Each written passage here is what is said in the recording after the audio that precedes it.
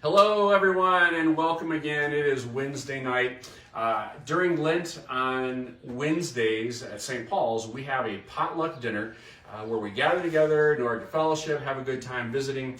But then also during our potluck time, we also have what we call dinner devotions. Dinner devotions are all about taking a little bit of time to get into the Word together. And even though we can't be together, I thought it would be a good idea for us to continue those things. So here we are tonight, and we are continuing our series on the Beatitudes. And hopefully everyone remembers what the word Beatitude means. It means blessing. And we're going to start off with a little review first.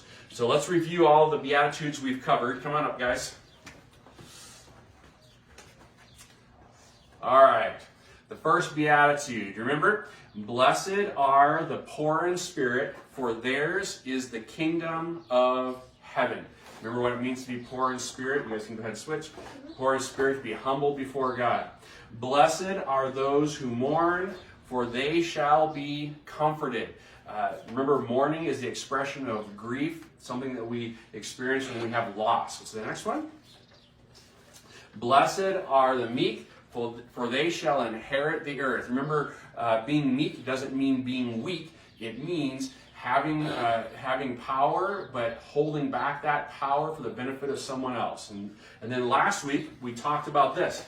Blessed are those who hunger and thirst for righteousness, for they shall be satisfied. Remember, hunger and thirst is it's an attitude, right? It's a passion. It's a strong driving force. And what we're to hunger and thirst after is righteousness, but it can't be self-righteousness, because if you're hungering and thirsting after self-righteousness, you're always going to be hungry. You're always going to be thirsty. But Jesus says that if you're craving the eternal righteousness that He offers, then you're going to be satisfied. We talked about it actually in Bible Adventure Club. Jesus says that He offers living waters. If you drink the things of this earth, you're going to continually be hungry and thirsty. But if you take what Jesus has to offer, then you will be eternally satisfied. So that's what that Beatitude is. Now today we're on our fifth Beatitude.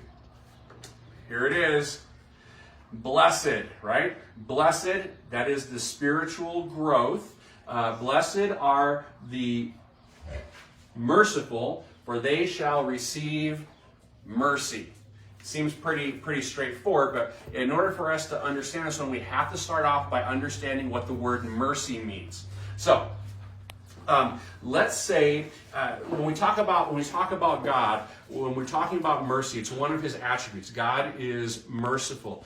He's also just, and He's also gracious. And it's important for us to understand the distinction between these three. And I like to use, there's an analogy that I've used before. I think I want to use it again. I'm not sure where I heard this from the first time, but it helps me to understand the difference between those three. So let's say, for example, that it's a beautiful day outside. Let's say that I wanted to go outside. Dad, you might want to bring an umbrella. It might rain. That seems absolutely ridiculous. You can't tell me what to do. I'm going to go outside anyway. So come on, let's go outside. So let's say that I decide not to heed Jonas's warnings. Let's say that I come outside anyway, and it's a beautiful day, but what happens if it starts raining?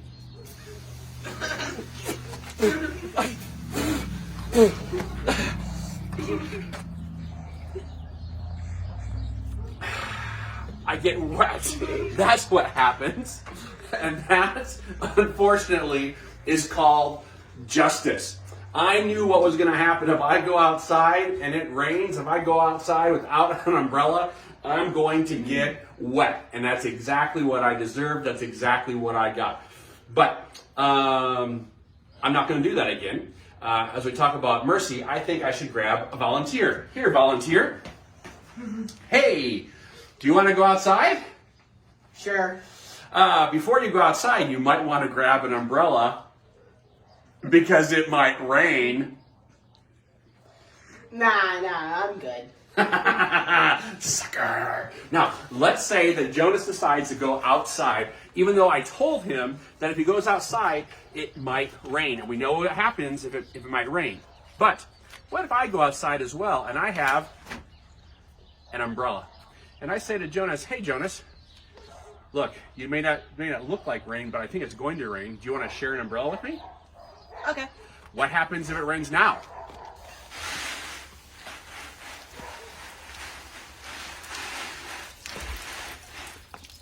Okay. Yeah.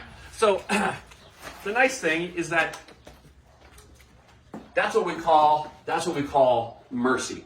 With justice, I got everything that I deserve. With mercy, you'll notice that Jonas didn't have an umbrella, but I offered him my umbrella, and we both got our feet kind of wet. But for the most part, we didn't get the full brunt of everything, right? That's called mercy.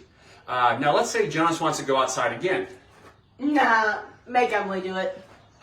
All right, let's say that Emily's going to go outside. Hey, Emily, do you want to go outside? Yeah.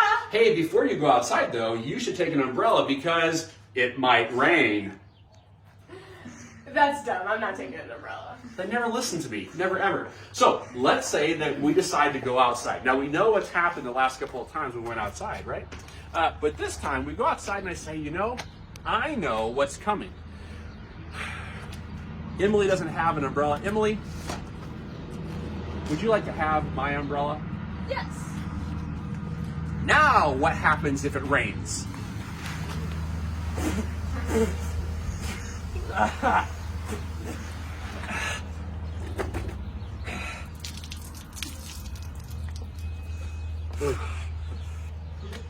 And that, my friends, is grace. See, what happened was Emily went outside. She didn't have the umbrella, but I offered her my umbrella, and instead of Emily getting wet, she stayed completely dry. But me, on the other hand, I took the brunt of everything that was coming, right?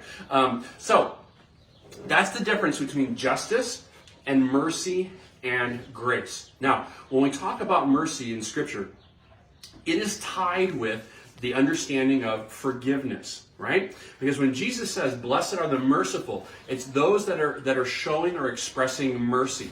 You express mercy when you forgive someone, but unfortunately, our understanding of forgiveness can be a little bit twisted as well. We think that when we forgive someone, it means forgetting what happened.